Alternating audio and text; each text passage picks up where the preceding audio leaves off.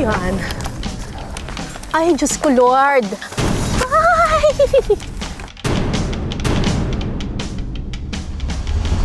Pwede ba ako tumapak dito?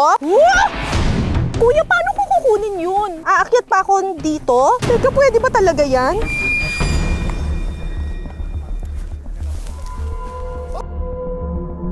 Baka biglang mabuwal yung ano.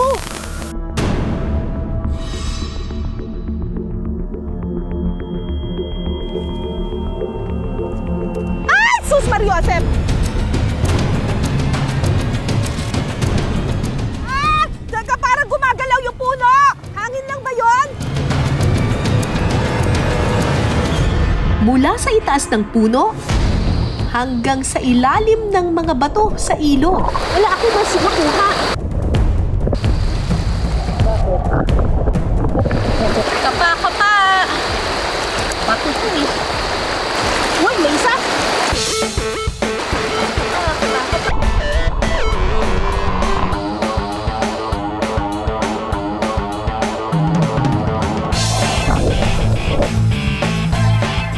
Ayun!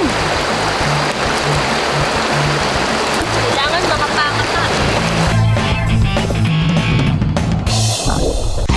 Titikman natin ang mga biyayang sagana ang bayan ng Nagkarlan sa Laguna. Di ba mahirap kumain ng tinolang suso eh? Hindi naman po. Parang magaling pong sumisip. Saan ba ito sinisip-sip? Dito or dito? Ito na. Ayan na, lumabas na.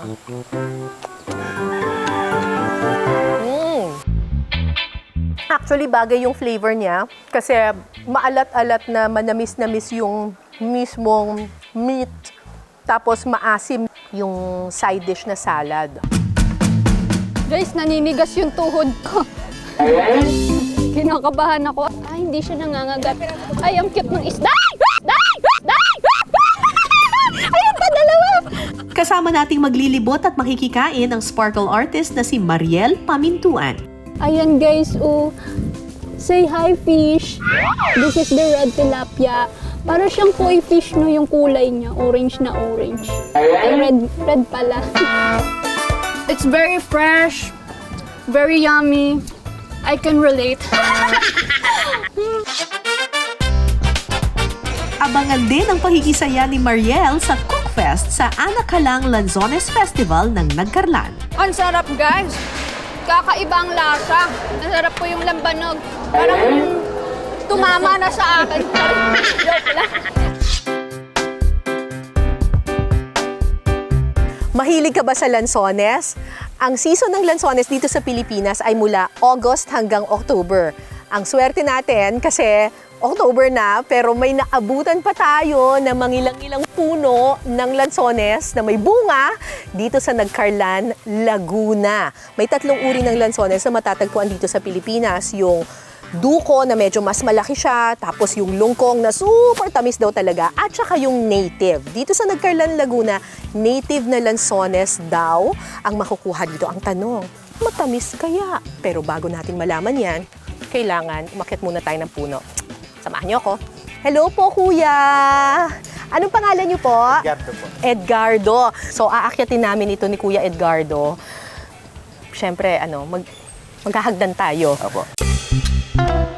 Parang akala mo naman, Mount Everest, charot. Pero syempre, safety first. Dito, tapos, iyan ka siya na. Ayun, tali. Oh, bongga na. Yan. Ay, Diyos ko, Lord. Kuya, talagang ginagawa mo to ng walang harness? Parang Ay, sus Mariosep. Ay! Ay, Diyos Lord. Okay. Ngayon. Aakyat pa ba? Ay!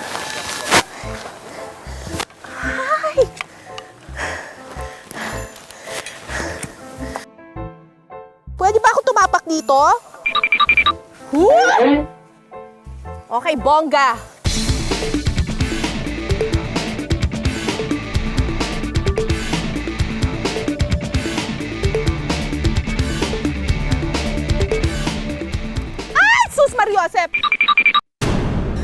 nahulog. Kailangan hawakan ko muna siya. Teka, paano ko gagawin yun? Hindi niyo pwedeng saluhin, charot. Ang ganda naman ng mga lansones dito. Yung iba kasing mga lansones, aray. Paano natin maaabot yung dulo? Pwede ba ako tumapak dito? Huh? Kuya, paano ko kukunin yun? Aakyat pa ako dito? Teka, pwede ba talaga yan?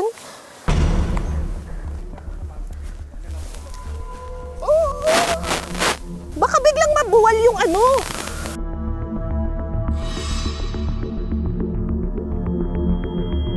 Teka, gumagalaw yung puno! Teka, parang gumagalaw yung puno! Hangin lang ba yun?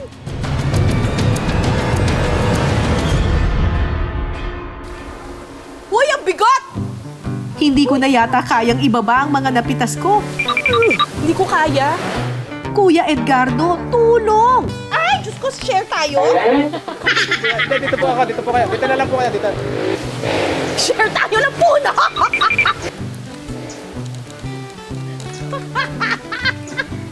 Okay. Oh, Sushal, may pa-elevator po!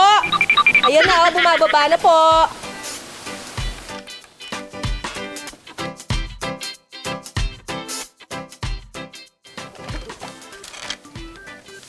Thank you po! Uy, ang ganda ng mga lansones nila dito. Iisipin mo parang duko, oh. Ang ganda. Tamis. Ang tamis, ang tamis. Pengi pa nga. Oh my God. Ang galing lang na may tas. So, pinapapak nyo lang ng ganito yung lansones? Apo, binibenta po yung iba. Ay, panalo. Ang lansones na ating nakahiligang papakin, aba, pwede rin palang isahog sa lutuin. Ibibida sa atin ni Chef Calvin ang kanyang hardinera with a twist. Napakatamis talaga ng lansones dito sa Nagcarlan, Laguna. Tingnan nyo, nilalanggam pa. Kasama ko dito si Chef Calvin, nag-imbento ng hardinera na may lansones. This dish po is, ito po yung winning dish ko during Ani ng Laguna or Anilag. So, hardinera ito, di ba minsan yung hardinera nilalagyan nila ng pasas? Ngayon, ang ilalagay nila ay lansones. Yes po.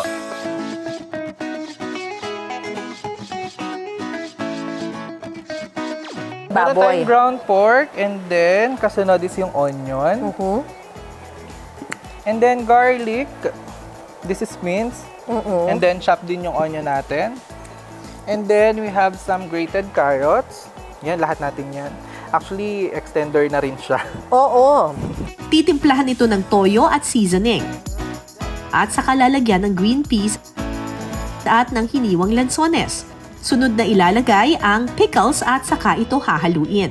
So, yung lansones dito, yun yung nagbibigay ng Yes. hint of tamis. Yes po. Instead Oo. of using raisins po, Lansones. lansones po yung ginamit natin. Sa recipe na ito, hindi raw ilalagay sa llanera ang hardinera. Sa halip, ilalapat ang tinimplang giniling na baboy at lalagyan ng palaman na sausage, keso, at bell pepper. Irorolyo ito.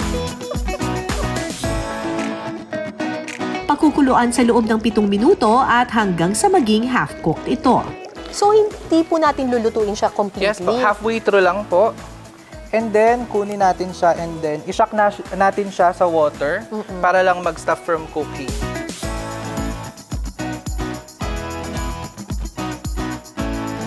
Ibabalot ang hardinera sa bacon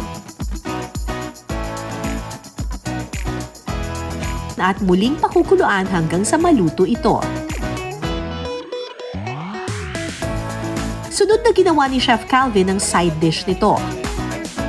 Parang gumawa ka ng atsara, gano'n. Yes po.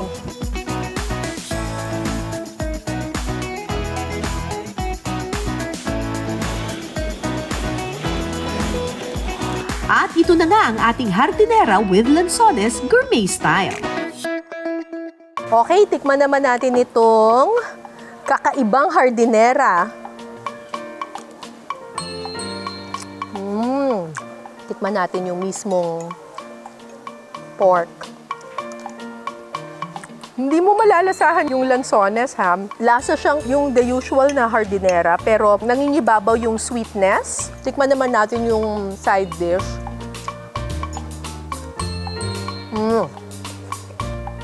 Para siyang atsara, pero mas crunchy. Actually, bagay yung flavor niya. Maalat-alat na manamis-namis yung meat, tapos maasim yung side dish na salad.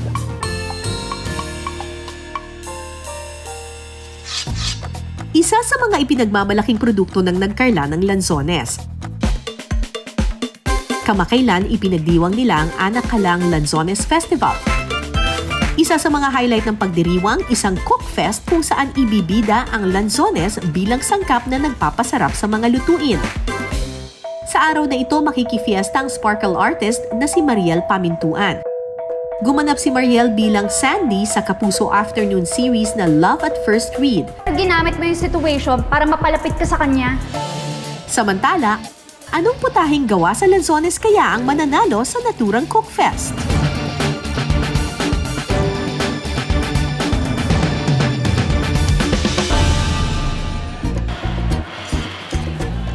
So ano pong tawag dito sa dessert? Pudding carrots. Okay. Pwede patikim po ng lansones? Sige po, konti lang po, mama. Kukuha na ako dito. Ang tamis, guys. Ang tamis ng lansones. Kunwari, titingin-tingin pero tumitikim-tikim on the side.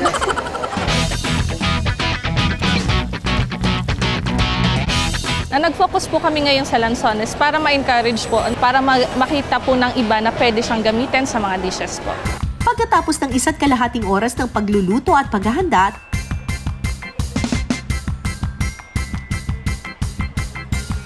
tinikman na ng mga hurado ang mga niluto ng mga kalahok. Second runner-up, number 3, Amanda. Our champion, number 4, Vanessa Coronado and Charisse Ontivero. Ayan, congratulations sa mga nanalo. Sila yung mga nanalo, guys. At syempre, hindi ako papayag na uuwi ako, hindi ko tinitikman yung mga luto nila. So, kanino po ito? Ayan, may lansones and Tropical salad. tropical salad ang tawag nila. Ano po itong kulay brown po? Ayan po yung melted na lambanog, then sugar, saka may konti siyang butter. Wow! Melted lambanog, butter, sugar, and may lansones. So, tikman natin. Ang sarap, guys! Kakaibang lasa. Ang sarap. Nasarap po yung lambanog. Parang tumama na sa akin. Joke lang. Ang sparkle artist na si Mariel dumayo sa ipinagmamalaking tanawin ng Nagkarlan, Laguna, ang Yambo Lake. Mariel, ano naman ang meron dyan? Welcome to Yambo Lake! Isa to sa 7 lawa ng buong Laguna. Pero dito meron daw kulay pulang tilapia. So, mangingisda tayo. Let's go! Woo!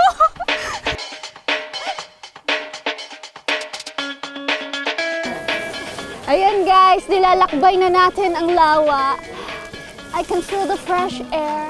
Ayun na yung pupuntahan nating palaisdaan. We will go fishing there.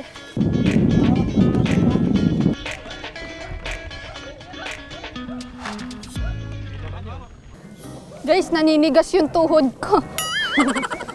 Kinakabahan ako. Ang ganda oh. Umiikot sila. School of Fish. Gaganan ko na po yung pain. Yeah! Ayan, nagsisilapitan na. Whee! Ayan, magpakabusog kayo. Magpakataba kayo dahil kakainin namin kayo. Naninigas yung tuhod ko. Baka mahulog ako. Ayan, pakainin. Tapos, sige, magsilapitan kayo dito. Naglapitan. Guys, wala akong nahuli. Mga busog na sila. Olats. Never give up, Mariel! Kaya mo yan! Ayan yung fish! Instant. Meron Ulan ng isda. Oh. May pang-ulam na tayo, guys. Ang saya-saya. Hawakan ko. Ay! Ay! Ay, hindi. Ang bait niya pala. Hi, fish. Kakainin kita mamaya. Sorry.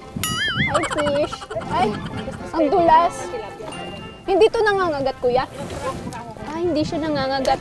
Ay, ang cute ng isda. Ay! Ay! Ay! Ayan pa, dalawa. Ayan, guys. Oh. Say hi, fish. This is the red tilapia. Para siyang koi fish, no, yung kulay niya. Orange na orange. Ay, red pala. red pala. Yun, guys. Mangingisda na tayo. Go. Pasok na kayo dito. Ayan. Ay, ang bigat. Oh, yay. I'm the fish master. Cultured o pinararami at pinalalaki ang red tilapia sa Yambo Lake. Dinadala raw sa Malabon ang mga tilapiyang nahuhuli rito at naibebenta ng 280 pesos kada kilo.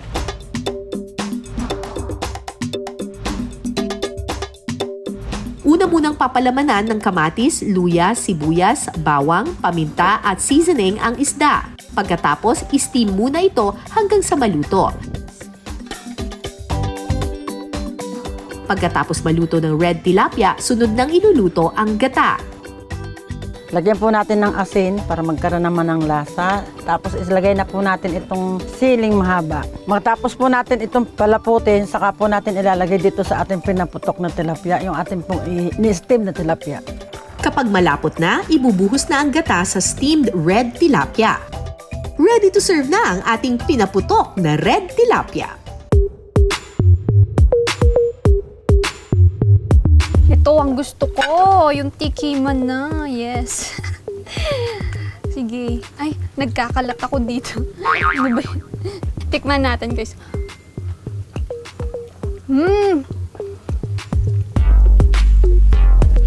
It's very fresh, very yummy. I can relate. Mas ano siya, meaty ba? Gusto ko siya. Sarap. Ang sarap talaga pagka bagong huli. Sariwang-sariwa. Malinamnam. Kahit wala nang kanin-kanin eh. Solve na to eh. Siyempre, para kumpleto ang ating food trip, dapat may panghimagas. Kasama natin si Kuya Miguel at tutulungan niya po akong kumuha ng kawayan dahil balita ko meron din dito sa Nagcarlan na specialty na niluluto sa kawayan. So, tara guys, samahan niyo kami. Dito po ba? Apo. Ito yung kawayan na puputulin ni Kuya Miguel. Hindi ko kaya yan. Kaya ko ba yan? Tingin mo, Kuya? Subukan natin. Subukan natin. Yan lang po ba? Go, ma'am. Kaya mo yan. Abutin tayo ng dito. Isang araw dito, guys. Oh. Ay! Ayun! Ah! Uy! Ay! Ayan!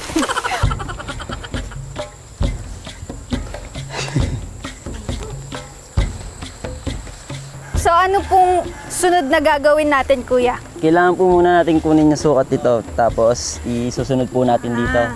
Ganyan kahaba ang puputulin. Opo. Mahirap. Ako na po kaya. Ikaw na lang, Kuya.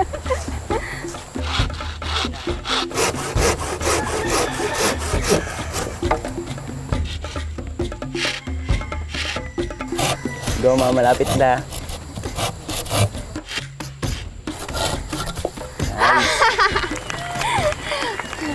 The fruit of my labor. Ano naman po ang next na gagawin? Lilinisin po natin. Babawasan po natin siya ng mga kalahati. Ayun, okay. Audience na lang ako dito. Tigapalakpak na lang ako. Hirap eh. Ang nalinis na kawayan pala ang paglulutuan ng sikat na matamis ng Nagcarlan, ang tikoy sa tukil. Tukil kasi ang tawag nila sa kawayan.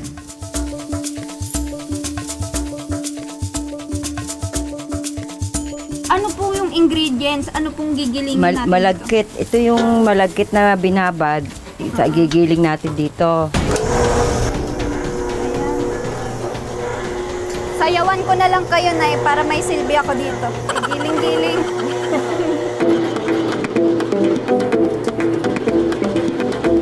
Kapag nagiling na ang malagkit na bigas, ihahalo na ang condensed milk, asukal at keso. So, kailan nyo po ito inumpisahan na maging negosyo, Nay? Matagal-tagal na rin, mga 20 years na. 20 years na. Ang tagal na rin, guys. Bali, magkano po ang isa nito, ma'am? Ang namin, bigay namin mga 280. Bahala na ang reseller. Ilalagay ulit sa gilingan ang nahalong mga sangkap para daw mas pino ang pagkakaluto ng ating tikoy sa tukil. Pagkatapos, ilagay na ito sa kawayan. Pakukuluan ito sa loob ng 11 oras.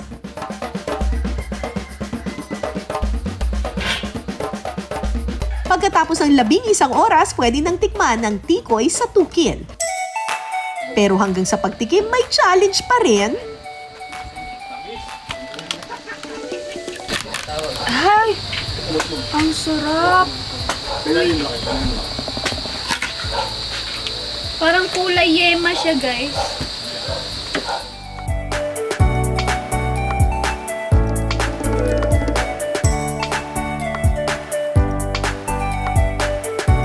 Ito na, finally, ang tikoy sa tukil. So, tikman na natin.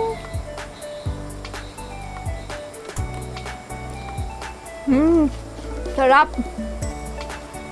Worth it. Yung 11 hours na pagluluto. Masarap siya. Malagkit na lasang-lasa mo yung keso at saka yung condensed milk. Hindi siya sobrang tamis, guys. Hindi siya nakakaumay. Feeling ko kaya ko itong kalahatiin.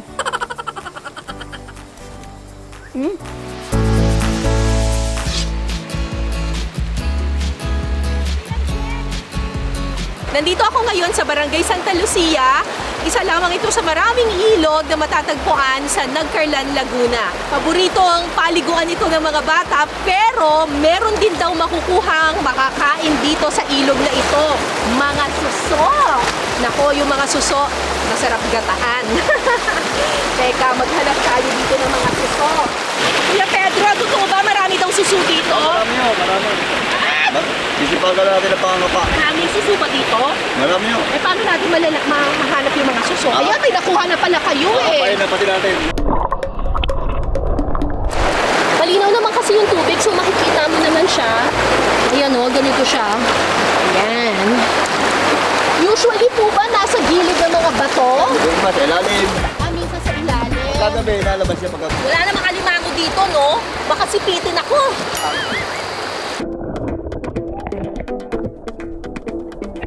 Okay. May nakapa ako isa.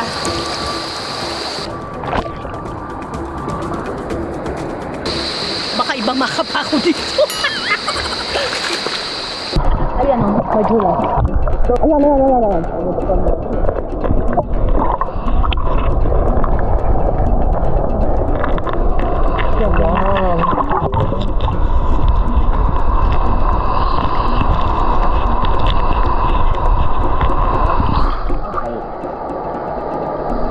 Parang ang liit. Hindi ko yung makakain dito.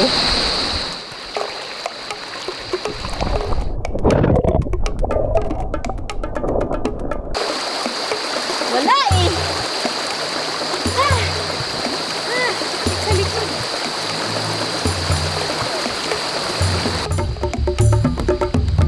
Okay. Yan. May laman ba to, Tay? Ang liit. Mga buhay yan.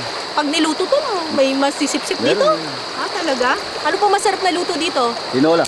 Para Tinola? yung sabaw Pwede may- ring gata, di Pwede ba? Pero nagtitinola kayo na suso? Oo. Pwede. Kakaiba. O tara, luto tayo. Bagong patahe.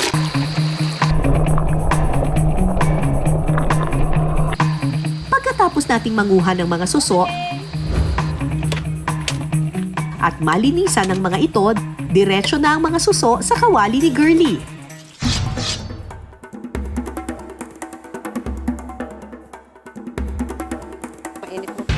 Igigisa muna ang bawang, sibuyas at luya. Di ba mahirap kumain ng tinolang suso eh? Sa una lang po mahirap, pero pag nasanay ka na po, Pagalingan na lang pagalingan na lang po. Titimplahan na rin ito ng paminta at saka ilalagay ang suso. Igigisa ito ng mabuti. Ilalagay na rin ang papaya at pagkatapos lagyan ng tubig at pakuluan sandali. Huling ilalagay ang dahon ng sili. Pakuluan ito ng sandali at maya-maya pa, pwede nang tikman ang ating tinolang suso.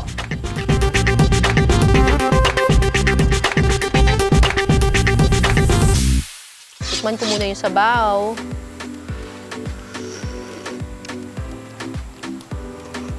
Para siyang yung gumawa ka ng halaan na tinola, ganun yung lasa niya.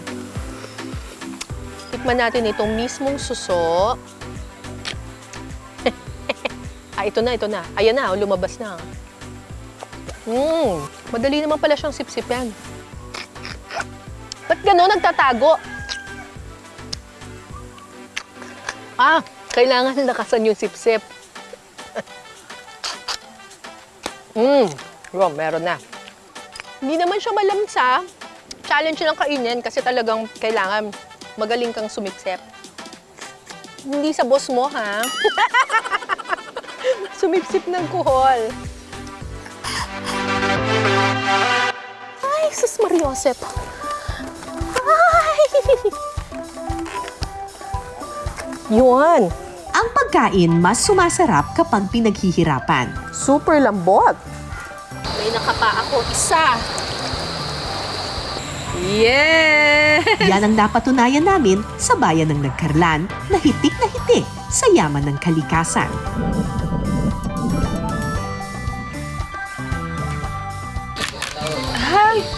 Hanggang sa susunod po nating kwentuhan at salo-salo, ako po si Cara David. Ito ang Pinas Sarap. Uy, ang tamis!